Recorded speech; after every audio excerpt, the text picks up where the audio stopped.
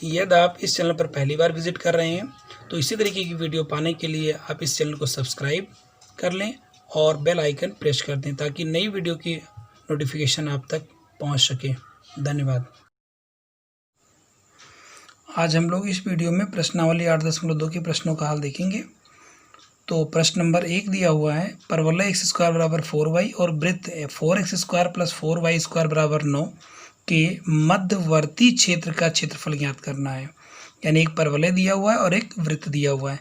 तो हम क्या करते हैं, इसको सबसे पहले हम इसका डायग्राम बनाएंगे। तो परवलय का समीकरण क्या है, x² बराबर 4y है। अब आप समझ गए होंगे x² बराबर 4y, इसका मतलब ये परवलय का समीकरण इस डायरेक्शन में बनेगा क्योंकि परवलय 4 प्रकार के होते हैं। तो x² बराबर 4ay के फॉर्म में है, तो इस तरीके से चित्र बनेगा। वृत्त का समीकरण आपका दिया हुआ है 4x² प्लस 4y² बराबर 9, यानी x² प्लस y² बराबर 9 बटे, इसको 4 को कॉमन करके बटे में लाएंगे तो 9/4 हो जाएगा, बराबर 9/4 को 3/2 का स्क्वायर कर दें, यानी x² प्लस y² बराबर a²। यहाँ पे पता चल गया कि वृत्त की जो त्रिज्या है वो 3/2 है और जो इसका केंद्र होगा वह 0 0 होगा, क्योंकि x² प्लस y² बराबर a² में वृत्त का केंद्र 0 0 और त्रिज्या इसकी स्मॉल ये होती है। यहाँ पे a की जगह 3/2 यानी वृत्त की त्रिज्या 3/2 होगी। अब हम क्या करते हैं, यहाँ पे समीकरण 1 और 2 को हल करते हैं। पहले तो हम एक वृत्त बना लेते हैं। वृत्त मैंने यहाँ पे ड्रा कर लिया, इसका केंद्र मैंने 0 0 लिख दिया और एक मैंने परवलय बना लिया। अब इसके बाद में ये पता करना है मुझे, चूँकि वृत्त की त्रिज्या जो है वो 3/2 है, तो अगर इस बिंदु की मैं बात करूं कि ये बिंदु क्या होगा, तो ये होगा 3/2, 0, ये होगा -3/2, 0, ये होगा 0, -3/2 और ये जो पॉइंट होगा वो 0, 3/2 हो जाएगा। उसके बाद में हम देखते हैं कि ये हमारा जो परवलय है और ये वृत्त है, दोनों जो बिंदु पर दो बिंदुओं पर प्रच्छेद कर रहे हैं, इसका कोऑर्डिनेट क्या होगा। तो उसके लिए हम क्या करते हैं कि दोनों को समीकरणों को हम हल कर लेते हैं, जैसे कि यहाँ पे मैंने हल कर रखा है रफ कार्य में। तो इसको पहले हम लोग देख लेते हैं।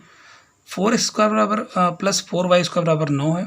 अब x² बराबर दिया हुआ है 4y, तो स्क्वायर की जगह 4y लिख देंगे तो 4 चौक 16 हो जाएगा, 16y धन 4y² बराबर 9, यानी 4y² प्लस 16y माइनस 9 बराबर 0। अब इसका हम फैक्टर कर लेते हैं, गुणनखंड कर लेते हैं, जो आप लोग आराम से कर सकते हैं। गुणनखंड करने के बाद में मुझे y का मान मिल गया -9/2 और y का मान मिल गया 1/2। दो मान मुझे प्राप्त हो गए यहाँ से। अब आप देखें तो x बराबर बनेगा, क्योंकि x का बराबर 4y दिया है, तो x बराबर बनेगा 2√y, यानी 2 और y की जगह -9/2 लिखेंगे तो ये देख रहे हैं कि रूट के अंदर निगेटिव आ गया, जो कि काल्पनिक संख्या हो गई, तो इसको मुझे छोड़ देना है। यानी y का मान -9/2 हो ही नहीं सकता, ये काल्पनिक संख्या है, तो उसको मुझे यहाँ पे छोड़ देना है। अब दूसरा मान लेंगे y बराबर 1/2, तब देखेंगे x बराबर क्या बनेगा 2√y, यानी y की जगह पर 1/2 लिख देंगे। अब 1 का वर्गमूल 1 होता है और √2 यहाँ पे बटे में आ जाएगा, तो 2/√2 प्लस माइनस में होगा, क्योंकि रूट के पहले प्लस माइनस होता है। और 2 को हम लिख सकते हैं √2 इंटू √2, तो एक √2 कैंसिल हो जाएगा, प्लस माइनस √2 बचेगा, यानी x का मान हो गया प्लस माइनस √2 और y का मान जो हमारा है वो हो गया 1/2। इस तरीके से जो हमारा प्रच्छेद बिंदु है वो प्रच्छेद बिंदु यहाँ पे मिल गया हमें √2, 1/2 यानी 1/2 और -√2, 1/2, ये हमें प्रच्छेद बिंदु मिल गया है। अब इस प्रच्छेद बिंदु की सहायता से हम क्या करते हैं कि यहाँ पे हम इसको ड्रा कर लेंगे इसमें। तो ये जो प्रथम चतुर्थांश है इसमें दोनों के दोनों प्लस रहेंगे, यानी कि ये प्लस प्लस रहता है, तो ये आपका √2, 1/2 हो जाएगा, और इधर आपका माइनस प्लस होता है तो -√2, 1/2 हो जाएगा। अगर ये जो मैंने रेखा ड्रा कर रखी है इसकी बात करें तो ये हमारा क्या होगा कि चूंकि यहाँ से इस पे y पे चल रहे हैं, तो y का मान क्या दिया हुआ है, यहाँ पे 1/2 दिया हुआ है, तो ये x का मान है, ये y का मान है, तो ये जो यहाँ से यहाँ तक की वैल्यू है ये 1/2 है। अगर इस बिंदु की बात हम करें तो ये बिंदु हमारा हो जाएगा 0, 1/2, 0, 1/2 हो जाएगा। अब हम देखते हैं, थोड़ा क्वेश्चन को सॉल्व करते हैं किस तरीके से क्या करेंगे। तो मुझे जब इसका पूरे का क्षेत्रफल निकालना है तो हम पहले इतने भाग का, जो ये देख रहे हैं आप परवलय, इसका क्षेत्रफल निकाल लेते हैं। ये भी देखते हैं सममित है, ये जितना होगा उतना ये क्षेत्रफल होगा, तो एक भाग का निकाल के डबल कर लेंगे, इतना क्षेत्रफल मिल जाएगा। फिर हम इस वृत्त के समीकरण को ले लेंगे और इतने के क्षेत्रफल निकालेंगे, दोनों के क्षेत्रफल को हम जोड़ लेंगे। अब ये ध्यान रखना है कि जब हम परवलय के समीकरण को लेंगे तो हमारी लिमिट चलेगी, चूँकि वाई अक्ष पे ये बना हुआ है तो y के लिए लिमिट चलेगी 0 से 1/2, और जब हम वृत्त के समीकरण को लेंगे तो यहाँ पे 1/2 से लेकर 3/2 तक लिमिट लेंगे। इस तरीके से हम यहाँ पे देखें तो अभिष्ट भाग का जो क्षेत्रफल होगा वो हमने डबल कर रखा है, क्योंकि जितना पार्ट ये बनेगा ये दोनों बराबर होगा, ऐसे ही ये और ये बराबर होगा, इसलिए हमने पूरे में डबल कर रखा है। 0 से 1/2 लिमिट लिया, और ये जो समीकरण हमने ले रखा है ये परवलय के लिए है, और इतने भाग का मुझे क्षेत्रफल यहाँ से मिल रहा है। तो आप इस परवलय का समीकरण देखेंगे, इसमें तो दिया हुआ है x² बराबर 4y, तो x बराबर हो जाएगा 2√y। तो इसमें हम लिख देंगे √4y लिखें या 2√y लिखें, बात एक ही है। यहाँ पे √4y या 4 को बाहर कर लेंगे तो 2√y लिख सकते हैं, और दूसरी लिमिट यहाँ ले लेंगे 1/2 से 3/2 तक। और जो वृत्त का समीकरण है उसके लिए हम देखेंगे, तो वृत्त के समीकरण में x² बराबर मुझे क्या मिलेगा, x बराबर तो ये 9 - 4y², और अगर बटे 4 करेंगे तो इस तरीके से 9/4 - 4y² रूट में मिलेगा x की वैल्यू, वो हमने यहाँ x dy बनेगा, क्योंकि y h पे ये बनना है तो x dy ये फार्मूला बन जाएगा। उस तरीके से 2 यहाँ पर है ही, अब इसमें से 2 जो निकलेगा वो हमने यहाँ लिखा, और √y जो बचेगा, √y का समाकलन होगा y की घाते 3/2 और लिमिट यहाँ से 0 से 1/2 लिख देंगे। अब ये वाला 2 इसके साथ भी हमने लिख रखा है यहाँ, और ये जानते हैं कि √a² - x² का फार्मूला बनना है, तो यहाँ पे चूंकि y है तो y/2 √a² - y² plus a²/2 sin inverse y/a लिख देंगे। यहाँ पे a की जगह पर 3/2 का स्क्वायर बनेगा, और जो x रहता है फार्मूले में वहाँ पे y दिया है, तो हम y इस तरीके से करेंगे, लिमिट रखेंगे 1/2 से 3/2 तक। और इसका हम कैलकुलेशन किस तरीके से करेंगे, थोड़ा यहाँ ध्यान रखेंगे। कैलकुलेशन करते समय 3/2, ये 2 ऊपर जाएगा तो 2 दूनी 4/3 हो जाएगा, जो कि यहाँ से गुणा होगा तो 4 दूनी 8/3 लिख दिया हमने। और y की जगह पर 1/2 लिखेंगे, तो 1/2 का 3/2 पावर होगा, 1/2 का 3/2 पावर, मतलब अगर देखें तो 1/2 का अगर 3/2 पावर कर रहे हैं तो 1/2 का अगर 3 पावर करेंगे तो 1/8 हो जाएगा, 1/8 का 1/2 पावर यहाँ लिख दिया मैंने। 0 का कोई भी पावर करेंगे वो 0 ही रहेगा, उसको हमने छोड़ दिया यहाँ पे। यहाँ पे देखें y की जगह पर अगर 3/2 लिखते हैं तो 3/2 × 2 तो 3/4 हो जाएगा, और ये आपका 3/2 का स्क्वायर, क्योंकि y की जगह 3/2 रखेंगे तो ये पूरा कैंसिल हो गया, तो ये पूरा 0 हो जाएगा, तो इसको हटा सकते हैं। 9/8 यहाँ पे 3/2 कटेगा तो 1 बचेगा, साइन इनवर्स 1 हो जाएगा, यहाँ लिखा मैंने -1 2 दूनी 4, और यहाँ देखें तो 3 3 का 9/4 -1/4, तो 9 में से 1 निकल गया, 8/4 यहाँ पर हमने लिखा, 1/4 बनेगा, 1/2 का स्क्वायर तो 1/4 और 4 दूनी 8 हो गया, और 1/2 और बटे 3/2 तो 2 कैंसिल होगा, 1/3 आ जाएगा। इस तरीके से आगे बढ़ेंगे इसमें, तो 1/8 की पावर 1/2 यानी 1/8 का वर्गमूल करेंगे तो 1/2 √2 बनेगा, और 9 दूनी 18/8 साइन इनवर्स 1 यहाँ दिया 1 -1/4, और 4 एकन्नम 4 4 दूनी 8 यानी √2 बनेगा, ये लिखा मैंने। और यहाँ पे ये वाला 2 जब इसके साथ आएगा 2 एकन्नम 2 2/8 हो जाएगा, साइन इनवर्स 1/3। अब देखिए साइन इनवर्स 1 का मान होता है π/2, वो हमने लिखा। यहाँ पे अगर देखें तो 2 एकन्नम 2 2 दूनी 4 और √2 दिया हुआ तो √2/2 यहाँ हमने लिखा, -1/4 2 एकन्नम 2 2 चौको 8 और साइन इनवर्स 1/3। और इसके बाद में हम लोग क्या करेंगे, यहाँ 4 को हम लिख देंगे 2 × √2 तो हमने √2 × √2 किया तो √2 ये कैंसिल हो जाएगा, तो 2/3 यहाँ √2 हो गया, ये मैंने लिखा यहाँ पे। और इसके बाद हम यहाँ पे 9/8 पाई जो दिया हुआ है यहाँ मैंने लिखा। ये जो -√2/2 है इसको मैंने पहले लिख रखा है यहाँ 1/4 साइन इनवर्स 1/3। अब यहाँ से अगर देखते हैं तो हमारा हर बराबर नहीं है, तो क्रॉस मल्टीप्लाई 2 दूनी 4 √2 3 का इससे करेंगे तो 3 √2 4 √2 में से 3 √2 घटेगा तो 1 √2/3 दूनी 6 बचेगा। 9/8 पाई -1/4 साइन इनवर्स 1/3 ये आपका आंसर हो जाएगा। क्वेश्चन नंबर 2 है, वक्रों x - 1 का होल स्क्वायर प्लस y² बराबर 1 और एवं x² + y² बराबर 1 से घिरे क्षेत्र का क्षेत्रफल बताना है। तो दोनों के दोनों जो वक्र दिए हुए हैं दोनों वास्तव में वृत्त हैं। ये जो वृत्त हमारा दिया हुआ है इसका जो सेंटर होगा वो 1,0 होगा और त्रिज्या इसकी 1 होगी। इसका सेंटर जो होगा केंद्र जो होगा 0,0 होगा और त्रिज्या 1 होगी। तो यहाँ पे हम लिख देते हैं वृत्तों का समीकरण, आप लिखें तो वक्रों का समीकरण भी कर सकते हैं। तो हमने पहला समीकरण लिख लिया ये वाला, और इसका केंद्र 1,0 और त्रिज्या इसकी 1। इस तरीके से दूसरा वृत्त हमने लिखा है, इसका केंद्र जो है 0,0 और त्रिज्या इसकी 1 हो जाएगी। अब इसका जरा हम डायग्राम बना लेते हैं। तो एक हम वृत्त लिखते हैं पहले, तो हमने ये वाला जो वृत्त दिया है पहला ड्रा किया है, क्योंकि इसका केंद्र है 1,0, तो इसको मैंने यहाँ से यहाँ तक 1 हमने मान लिया है, और चूँकि वाई अक्ष पे 0 होता है तो एक्स अक्ष पे वाई बराबर 0 होता है, तो 1,0 यहाँ पुट करके एक इकाई का हमने एक सर्कल खींच लिया। दूसरा सेंटर 0,0 था, तो ये सेंटर 0,0 मान के ये हमने एक सर्कल ड्रा किया जिसकी त्रिज्या 1 थी। इस तरीके से हमने दोनों सर्कल ड्रा कर लिया। अब हम देखते हैं कि ये दोनों सर्कल एक दूसरे को कहीं ना कहीं काट रहे हैं, दो जगह काटते हैं। तो अगर प्रच्छेद बिंदु निकालना है तो जाहिर सी बात है दोनों समीकरण को मुझे हल करना पड़ेगा, समीकरण 1 और 2 को। तो इसको मैंने यहाँ पे रफ कार्य में हल कर रखा है, देख लेते हैं इसको।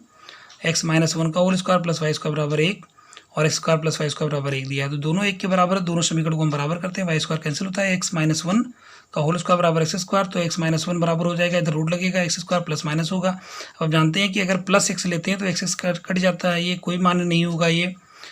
और इसके बाद में अगर माइनस एक्स लेते हैं तो माइनस एक्स जो है वो इधर आएगा, तो माइनस एक्स वो क्या जाएगा प्लस, तो एक्स प्लस एक्स 2x हो जाएगा, 1 इधर जाएगा तो 1, तो 2x बराबर 1, तो x बराबर 1/2, x बराबर 1/2, तो y बराबर क्या बनेगा यहाँ पे देखिए, वाई स्क्वायर बराबर 1 माइनस एक्स स्क्वायर होगा, y बराबर रूट 1 माइनस स्क्वायर होगा, तो 1 माइनस एक्स स्क्वायर यानी 1/4 होगा, 4 का 4 में से निकलेगा 3, 3/2 रूट 3/2 यहाँ प्लस माइनस में हो जाएगा। इस तरीके से x का मान 1/2 और y का मान प्लस माइनस रूट 3/2। तो यहाँ पे हमें प्रच्छेद बिंदु मिल गया कि 1/2 कामा रूट 3/2 और 1/2 कामा माइनस रूट 3/2। इस तरीके से हम इसमें जो डायग्राम बना रखे हैं इसमें हम इसको शो कर देंगे, क्योंकि ये प्रथम चतुर्थांश में है तो ये आपका प्लस प्लस रहेगा, तो 1/2 कामा 3/2 रूट 3/2 और यहाँ पे 1/2 कामा माइनस रूट 3/2 इस तरीके से हो गया।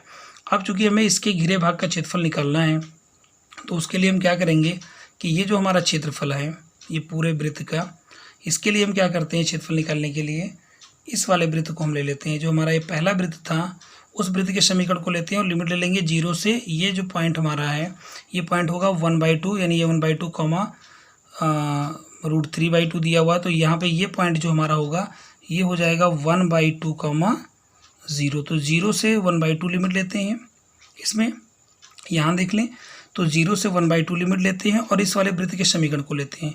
तो ये जो वृत्त है वाई स्क्वायर बराबर 1 माइनस x-1 का होल स्क्वायर, तो y बराबर मिल जाएगा 1 माइनस x-1 का होल स्क्वायर, वो भी रूट में, तो यहाँ मैंने लिखा है रूट 1 माइनस x-1 का होल स्क्वायर dx। दूसरी बात, हमें इस वाले पोर्शन का क्षेत्रफल निकालना, तो उसके लिए लिमिट लेनी पड़ेगी 1/2 से 1 तक, और ये वाला जो वृत्त है यानी इसका, तो y बराबर बनेगा 1 माइनस एक्स स्क्वायर का रूट, ये हमने लिख रखा है यहाँ पे, और इसका कैलकुलेशन कर लेंगे हम। और इस तरीके से हम यहाँ पे इसको देखते हैं कि किस तरीके से कैलकुलेशन हुआ है इसका। तो फार्मूला दिया है root A square minus X square, A square minus X square का मतलब होता है x/2 root A square minus X square plus A square by 2 sine inverse x/a। तो जहाँ पे x दिया था वहाँ मैंने x-1 लिख रखा है। इस तरीके से ये फार्मूला आपका ए स्क्वायर माइनस एक्स स्क्वायर दिया हुआ है, यहाँ पे a की जगह पर 1 था, ऐसे इसमें भी ए स्क्वायर माइनस एक्स स्क्वायर, तो ए जहाँ पढ़ रहे हैं वहाँ पे हम 1 रख देंगे और x की जगह पे x लिखना है। इस तरीके से यहाँ पे x/2 root A square minus X square plus A square by 2 sine inverse x/a लिख करके लिमिट रख देंगे, और इसको केवल लिमिट रख करके इसको थोड़ा सा आपको सॉल्व कर लेना है। कैलकुलेशन दिया है, वीडियो को पॉज करके अपने आप इसको सॉल्व करेंगे, सॉल्व करके आप यहाँ तक आंसर तक अवश्य पहुँच जाएंगे। देखते हैं अगला क्वेश्चन इसमें दिया हुआ हमारा क्वेश्चन नंबर 3 है। क्वेश्चन नंबर 3 हमारा क्या कह रहा है कि वक्रों y बराबर एक्स स्क्वायर प्लस 2, y बराबर x बराबर 0 एवं x बराबर 3 से घिरे भाग का क्षेत्रफल बताना है। तो यहाँ पे जो हमारा ये दिया हुआ है y बराबर एक्स स्क्वायर प्लस 2 या एक्स स्क्वायर बराबर y माइनस 2, ये भी एक प्रकार का परवलय ही है, लेकिन इसका जो सेंटर होगा वो 0,0, शीर्ष जो होगा वो 0,0 नहीं होगा।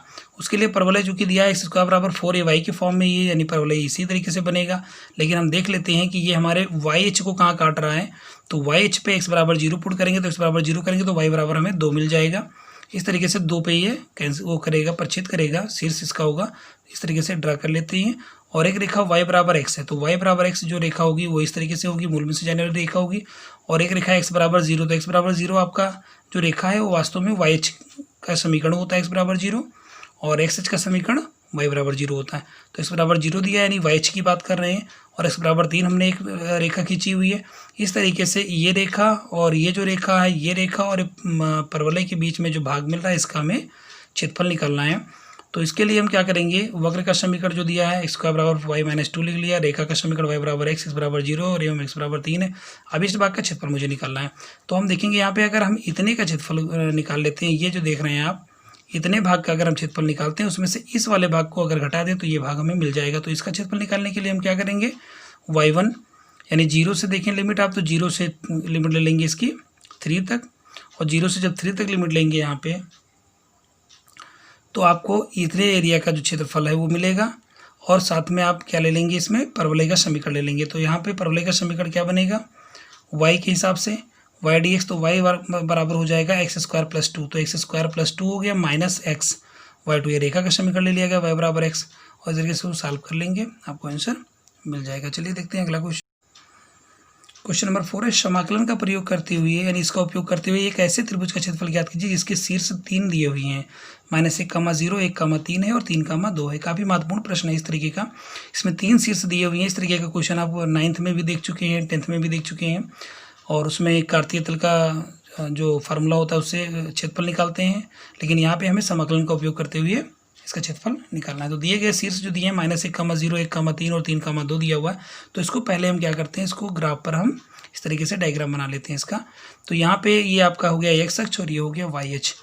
1-1 सेंटीमीटर की दूरी पर हम इसमें ड्रा कर लेते हैं, पॉइंट कर लेते हैं ऊपर नीचे इस एक्स और वाई अक्ष पे।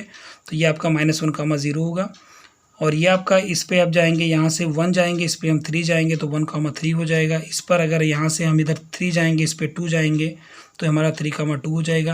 ये 3 हमें शीर्ष मिल गए, और तीनों शीर्षों को जब हम मिला देते हैं तो ABC एक त्रिभुज हमें मिल जाता है। अब मुझे इसका एरिया चाहिए, यानी जो त्रिभुज है ये देख रहे हैं आप, इस त्रिभुज का केवल मुझे एरिया उन्होंने पूछा है। तो उसके लिए हम क्या करेंगे, रेखा यानी तीनों रेखाएं जो दी हुई हैं, एक रेखा है AB, एक है VC और एक है AC, इनका हम समीकरण निकाल लेते हैं। आप जानते हैं इसका सूत्र क्या होता है, दो बिंदु से जाने वाली रेखा का समीकरण y - y1 बराबर y2 - y1 upon x2 - x1 x x1, ये फार्मूला होता है, आप 10th में पढ़ चुके हैं। तो हम रेखा AB का समीकरण निकालेंगे तो x1 y1 x2 y2 होगा। उस तरीके से हम y - y1 बराबर y2 - y1 upon x2 - x1 x x1 रखेंगे। तो y1 की जगह पर 0 पुट करेंगे क्योंकि 0 है। y2 की जगह पर अगर देखें तो 3 है, 3 - 0 और 1 - -1, तो ये माइनस प्लस हो जाएगा, x माइनस और फिर -1, तो एक माइनस प्लस हो जाएगा। इस तरीके से 3/2 और x + 1 यहाँ पे होगा, यानी कि y बराबर 3/2 x + 1 हो गया। समीकरण नंबर 1 बन गया, ये रेखा AB का समीकरण है। चलिए अब देखते हैं रेखा BC का समीकरण कैसे हमने ज्ञात किया है। तो रेखा BC का समीकरण फार्मूला वही y - y1 बराबर y2 - y1 upon x2 - x1 x x1 का फार्मूला रखेंगे। और BC का समीकरण जब हम ज्ञात करेंगे तो यहाँ पे देखिए आप BC यानी कि x1 y1 x2 y2 यथास्थान पर रख करके हल करेंगे तो -1/2 x प्लस 7/2 ये y के बराबर आपको मिल जाएगा। इसी तरीके से हम रेखा AC यानी जो रेखा AC दी हुई है इसका समीकरण निकालेंगे तो x1 y1 x2 y2 बनेगा, और इस तरीके से हम इसका भी समीकरण ज्ञात कर लेते हैं। जब हमें समीकरण मिल जाता है यहाँ पे y बराबर 1/2 x + 1, अब हमारे पास 3 समीकरण हो गए हैं। समीकरण 1 AB का समीकरण, BC का समीकरण और AC का समीकरण। अब हमें इस त्रिभुज का क्षेत्रफल निकालना है, तो हम इस चित्र की सहायता से इसको समझ पाएंगे कि किस तरीके से हम करेंगे। अगर हम रेखा AB का समीकरण लेते हैं और हम लिमिट ले लेते हैं, ये देखिए यहाँ पर अगर एक लंब डालते हैं तो ये पॉइंट जो आपका बनेगा ये पॉइंट होगा 1,0 हो जाएगा। तो -1 से 1 तक लिमिट लें और रेखा AB का समीकरण ले लें, तो इस तरीके से मुझे इतने भाग का क्षेत्रफल मिल जाएगा। इसी तरीके से अगर हम BC का समीकरण ले लें और -1 से अगर इस पॉइंट की हम बात करें तो ये 3,0 होगा आपका। तो 1 से 3 तक लिमिट लेंगे और BC का समीकरण लेंगे तो इतने भाग का क्षेत्रफल मिल जाएगा। तो पहले भाग का जो क्षेत्रफल है वो और दूसरे भाग का क्षेत्रफल जब जोड़ेंगे तो आपका त्रिभुज का क्षेत्रफल तो रहेगा ही, साथ में इस भाग का भी क्षेत्रफल जुड़ जाएगा, जो कि हम अगर इस रेखा AC का समीकरण ले लें और लिमिट -1 से 3 तक ले लें और रेखा एक AC के समीकरण को रखें तो हम इस वाले भाग के क्षेत्रफल को उसमें से दोनों के योग में से घटाएंगे तो हमें अभीष्ट यानी त्रिभुज ABC का क्षेत्रफल मिल जाएगा। इस तरीके से हम देखते हैं यहाँ पे, तो त्रिभुज ABC का जो क्षेत्रफल है वो कैसे ज्ञात होगा। तो -1 से 1 लिमिट y1, ये रेखा AB का समीकरण है, 1 से 3 लिमिट लेंगे और ये आपका रेखा BC का समीकरण होगा। दोनों के क्षेत्रफल को जो जोड़ेंगे तो आप देखेंगे जो नीचे वाला पोर्शन है, ये जो पोर्शन है इस पोर्शन का क्षेत्रफल उसमें इंक्लूड हो गया है, तो इसको मुझे घटाना पड़ेगा। तो रेखा AC का समीकरण लेकर के हम इसको सब्ट्रैक्ट कर लेंगे, यहाँ पे मैंने माइनस लगाया, -1 से लिमिट 3 तक, और y3 ये रेखा AC का समीकरण हो गया, BC का समीकरण रखेंगे और यहाँ पे AB का समीकरण रखेंगे। AB का समीकरण है y बराबर 3/2x + 1 लिखा मैंने। इसका समीकरण था BC का समीकरण y बराबर -1/2x + 7/2 लिख लिया, और जो आपका AC का समीकरण है वो y बराबर ½ x + 1 रख लिया गया। अब इसके बाद में 3/2 यहाँ पे दिया हुआ, इसको बाहर कर लिया, x + 1 बचा, इसका हमने समाकलन किया, x का समाकलन x²/2 होगा, 1 का समाकलन x हो जाएगा, लिमिट इसकी -1 से 1 तक रहेगी। ऐसे देखें आप यहाँ पे, तो इसमें हम बटे 2 यहाँ भी है, बटे 2 यहाँ भी है, तो 1/2 को बाहर कर लेते हैं, -x बचेगा जिसका समाकलन -x²/2 होगा, 7 बचेगा, 7 का समाकलन 7x हो जाएगा, और लिमिट यहाँ 1 से 3 तक। इस तरीके से x यानी 1/2 को बाहर करेंगे, x का समाकलन x²/2 और 1 का समाकलन x होगा, लिमिट रखेंगे -1 से 3 तक। अब इसकी लिमिट देखिए किस तरीके से हम इसमें रखते हैं, तो जो लिमिट है यहाँ पे x की जगह पर 1 रखेंगे तो 1 का स्क्वायर, और यहाँ पे 1 रखेंगे तो 1 का स्क्वायर 1/2 + 1 हो गया, माइनस लगाएंगे, -1 का स्क्वायर करेंगे तो आप जानते हैं प्लस हो जाएगा, यानी कि -1/2, और माइनस x की जगह पर -1 रखें तो माइनस से प्लस हो जाएगा। इसी तरीके से 1/2 यहाँ पे x की जगह पर 3 रखेंगे, 3 × 3 = 9/2 और 7 × 3 = 21, और फिर इसके बाद 1 रखेंगे तो चूंकि माइनस होता है और ये माइनस पहले से दिया तो माइनस प्लस हो जाएगा, 1 का स्क्वायर 1/2, और फिर ये माइनस हो जाएगा तो 7 × 9 = 7। इस तरीके से इसमें भी 3 × 3 = 9, 9/2, 3 रखेंगे इसकी जगह पर, माइनस रखेंगे यहाँ पे, तो -1 का स्क्वायर प्लस होगा, लेकिन चूंकि माइनस आता है, क्योंकि जो लोअर लिमिट होती है घटाई जाती है, तो -1/2, और यहाँ पे माइनस होगा तो माइनस आपका प्लस होकर के 1 हो जाएगा, और इसको हम सॉल्व कर लेंगे। यहाँ पे 1/2 आपका कैंसिल हो गया, 1 और माइनस से +1 तो 1 1 2 हो गया, लिख लिया हमने 1/2। और यहाँ देखें अगर तो आपका दिया हुआ है -9/2 और +1/2, यानी कि -9/2 धन 1/2, तो -8/2 यानी कि -4 होगा, -4 और -7 हो गया, -11, 21 में से 11 घट जाएगा तो आपका 10 बचेगा। ऐसे यहाँ पे 9 में से 1 निकल गया, 8/2 यानी 4 होगा, तो 4 3 7 और 1 8 हो गया।